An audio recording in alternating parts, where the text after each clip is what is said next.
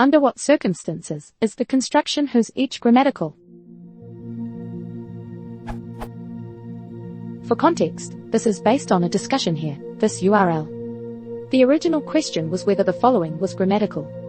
The set of elements whose each pair is. The majority opinion on that question was then that this was ungrammatical, or at least unusual, however there seems to be some disagreement as to why. So my question is this. Under what circumstances is the construction whose each valid within a sentence, and what are the governing grammatical rules for such a construction?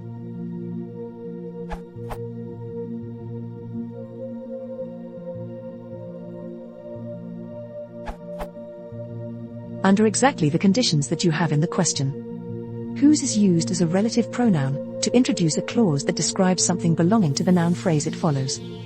Now, there are some people do object to the adjective senses of whose being used of inanimate antecedents, based on the mistaken belief that it comes solely from who, when it comes from whose, which comes from whose, which was the genitive of both wha, who, and what. The objection flies in the face of much eloquent usage, and is also rarer now. Each is a determiner, it refers to all of the examples of the thing that will be named, so that what is stated of them singularly applies to every one of them. We have each pair is. Generally, those things covered by each are treated as singular, unless each follows a plural subject, in which case they are treated as plural, with a further exception allowing, some would say not, while some would say insisting. It's here we enter into a matter of debate, if the plural subject is the pronoun we. Here we do not have each following a plural subject, so the singular should be used, and so it is. Again, we're fine. Putting them together we have a noun phrase, the set of elements followed by a relative pronoun, followed by a determiner which insists upon singular use of what follows, followed by a singular use. It is perfectly grammatical. Looking for objections to different uses of the words involved, we find that not only are there none, there aren't even questionable objections to argue against. Now, it is relatively rare. It's common here to use where instead of whose, which ironically is a use that does frequently find objectors saying where can only refer to place, literally or figurative. It's common to use every or all.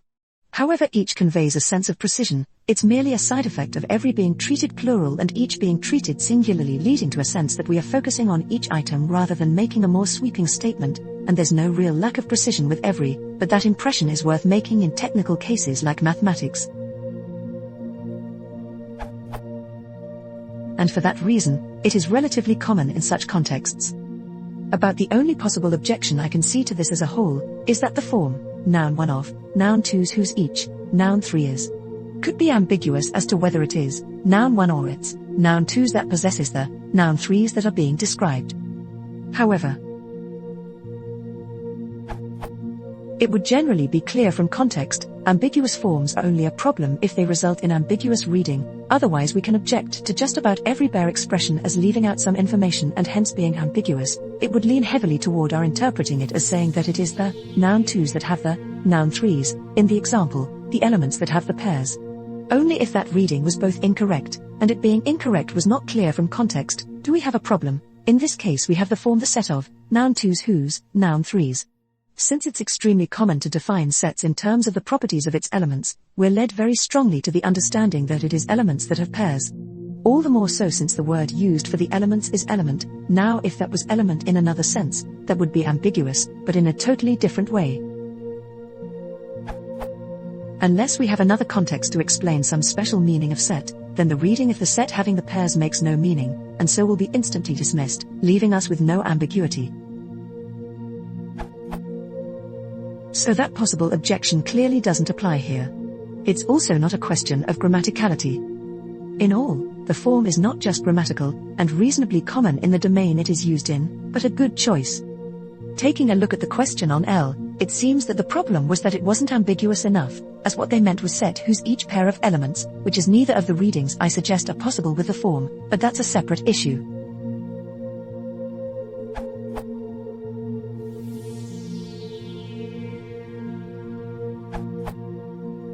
It doesn't really work well in contemporary English. Whose and each are both determiners, which both expect a noun to follow. Granted, they each act like adjectives, and you can often use more than one adjective in succession, for example, the big green coat. Even so, Pairing doesn't always work quite so well with determiners, these whose, the lots of and my any are all ungrammatical. Even if whose each is grammatical, it is uncommon and perhaps a bit too archaic to use without losing some of the intended meaning on potential audiences. However that may be, whose every is both grammatical and pretty common, which would work quite nicely as a concise alternative to the awkward wording of whose each.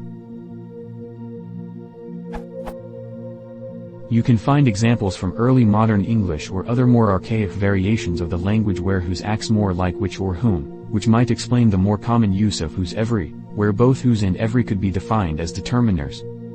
Whose each continues to show up in publications, but it's most frequently in math textbooks where formal concerns dealing with precise definitions are common. Otherwise, it's rare syntactic usage which could come across as accidental. Something along the lines of in which each, for which each or of which each should be a pretty good fix for the case of anything current. The more concise fix would be whose every, which is much more common in English than whose each, but it seems to work best with nouns that express motion or continuity. For example, whose every plus move, turn, jerk, jump or curve would work out alright. Whose every plus kink might also work in the context of a sudden change in velocity but not so much in the sense of a discontinuity found in a Cartesian graph of an algebraic function.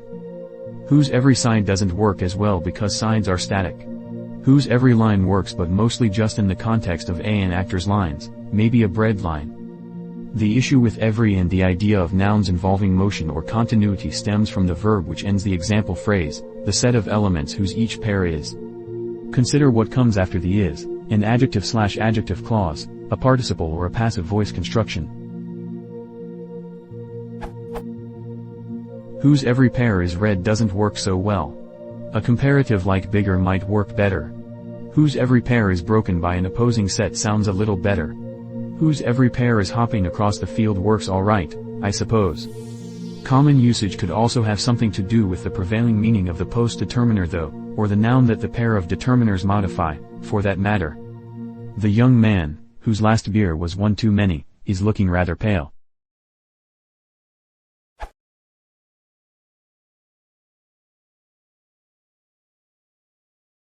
If you want to support the channel, please consider subscribing.